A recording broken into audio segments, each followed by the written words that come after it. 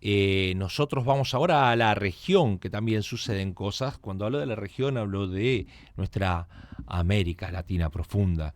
Esta semana tuvimos elecciones en el Ecuador. Daniel Noboa va por la reelección. Ahí Luisa González, que quiere estar al frente del Poder Ejecutivo, en un sistema político ecuatoriano con mucho conflicto. No sé si estás al tanto, pero suma la violencia política, no solo la violencia en las calles. Ecuador es uno de los países con más homicidios de América Latina, y eso ha marcado toda la campaña electoral de los principales candidatos del Ecuador, que eran como 14 candidatos que se presentaron, pero dos ahí como de la Alianza Reto, que es Luisa González y Daniel Noboa de ADN, que empezó también la campaña con un conflicto porque la Constitución dice que si un presidente quiere reelegirse tenía que pedir licencia. Y Daniel Noboa no pidió licencia porque tiene problemas con su vicepresidente. El gran problema de los vicepresidentes en América Latina. Hay un profesor llamado Mario Serrafero, que falleció muy joven, que su tesis de doctorado es sobre el rol de los vicepresidentes, y que nos contaba cómo siempre los vicepresidentes son una molestia para el presidente. Y esto le está pasando al presidente de Ecuador también, como al nuestro, ¿no? Que también tiene conflictos con la vicepresidenta. Así que ahora hace 10 días fueron las elecciones y Daniel Noboa sacó el 44% de los votos y Luisa González 43,98%, con lo cual ahí están palo a palo. El presidente ganó en las zonas céntricas, en las zonas más populosas, y Luisa González ganó más en las periferias. Así que Ecuador posiblemente tenga o no a dónde van a ir esos votos.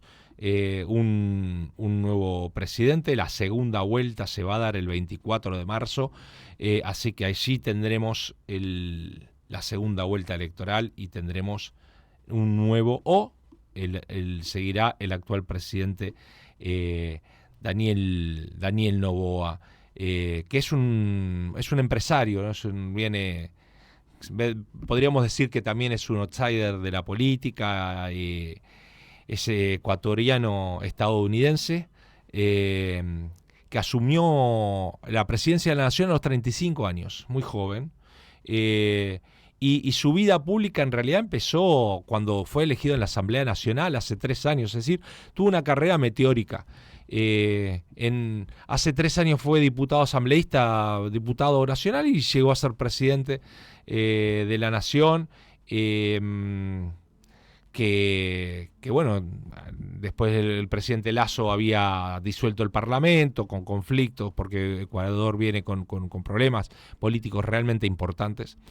Y el otro tema que quería compartir con vos es que a partir de la década del 80 empieza a haber un consenso democrático, lo que se llamó la tercera ola democrática en el mundo, ¿no? Eso empieza en realidad en el mundo en el año 74 con lo que se llamó la primavera de los claveles de Portugal, que es Portugal comienza con un proceso de democratización, y que después sigue con Franco en España. Y en América Latina esa tercera ola democrática comienza a principios de los 80. Recordarás que en la República Argentina se retomó la democracia en el año 1983. El 10 de diciembre asume el nuevo presidente, Raúl Alfonsín, y el 30 de octubre habían sido las elecciones. Y a partir de ahí caen como naipes en América Latina las dictaduras, con lo cual también había como un consenso democrático en toda América Latina. Las excepciones en América Latina en la actualidad son Cuba, que bueno, históricamente ha tenido un régimen de partido único, en Nicaragua, y ha sido noticia este año también el caso de Venezuela, que bueno, nosotros convivimos hoy con cientos de venezolanos. En realidad hay un éxodo de 11 millones de venezolanos en toda América Latina, y estamos viviendo acá en Varela, Berazategui, muchos venezolanos productos de ese éxodo, que corresponde a dos elementos. Uno, la crisis económica profunda que tiene, con una inflación galopante y con desabastecimiento en los supermercados de cuestiones de necesidades básicas.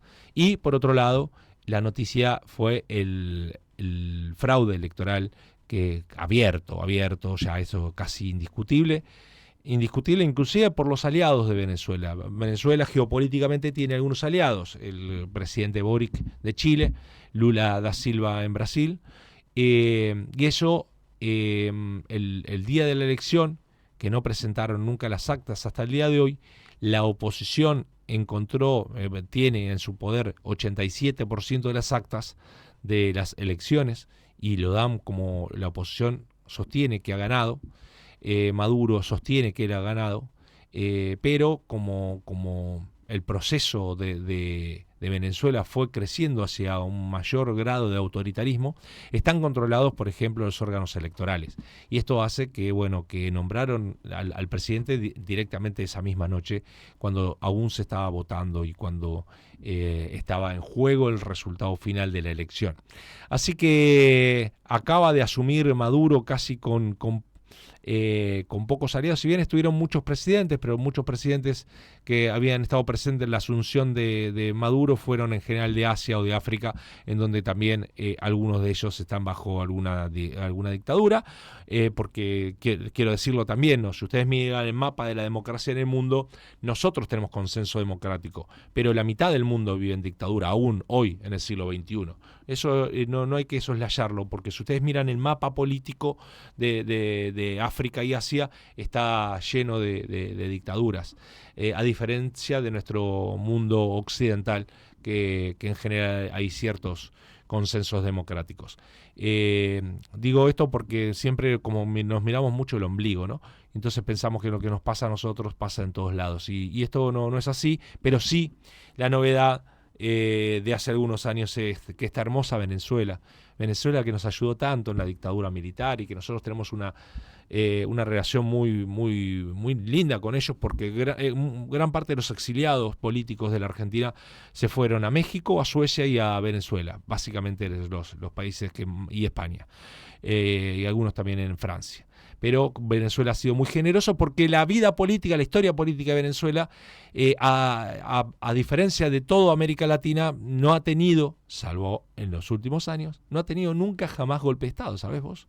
En toda la historia política de Venezuela, Venezuela y Costa Rica son los dos países que nunca han tenido golpe de Estado, hasta la llegada cuando empieza el proceso del chavismo. Hay una serie de golpes, autogolpes, y después en este proceso que ante la muerte de Chávez sigue en una perspectiva mucho más autoritaria. Pensá vos que hoy hay cerca de 200 presos políticos de la oposición. Casi todos los candidatos a presidentes de la oposición están en el exilio o están presos. Con lo cual estamos mirando con mucha atención eso. De hecho, nuestra embajada, no sé si sabés, pero nuestra embajada en Venezuela está al resguardo de Brasil, porque fueron expulsadas las autoridades de nuestra embajada ahí en Venezuela. Así que Venezuela siempre es noticia, en general, desgraciadamente, malas noticias en el ámbito de América Latina. Está suspendida del Mercosur por este mismo motivo.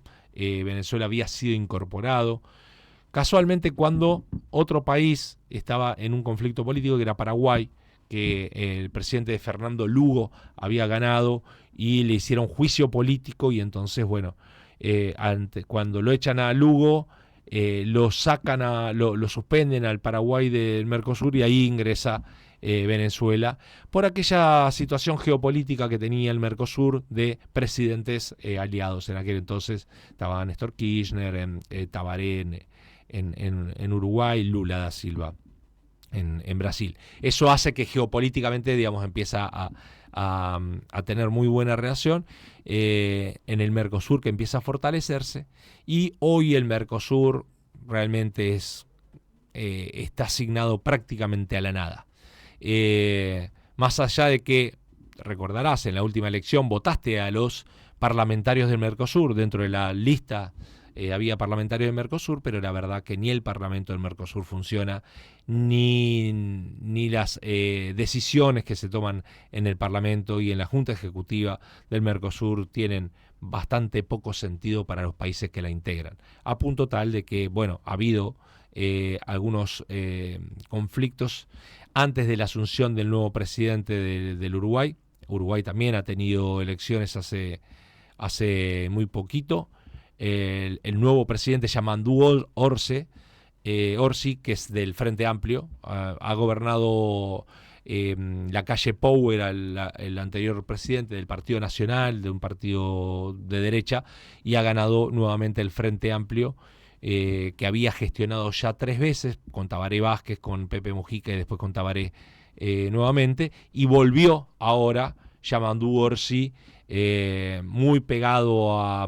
es del mismo grupo político de Pepe Mujica, el MPP.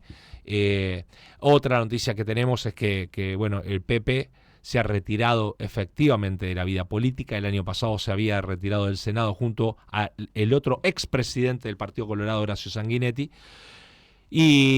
pero ahora con un desgraciadísimo cáncer y con todo el dolor del mundo, con un cáncer terminal que tiene el PP, y se retiró de la vida política y le pidió a la gente, a los periodistas, que dejen descansar al guerrero. Así que lo dejamos descansar. Digo, lo dejamos descansar porque yo tuve la suerte de estar varias veces en la casa del Pepe.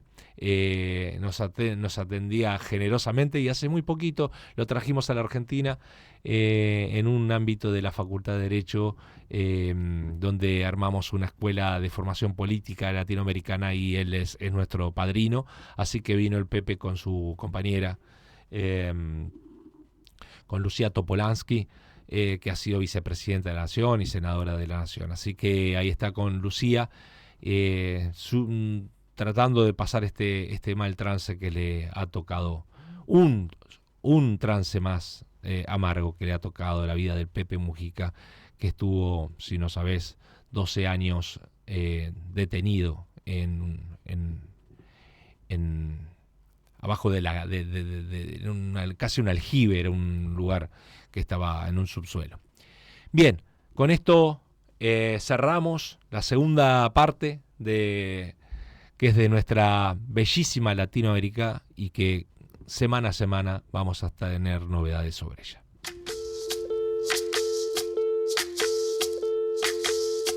Soy lo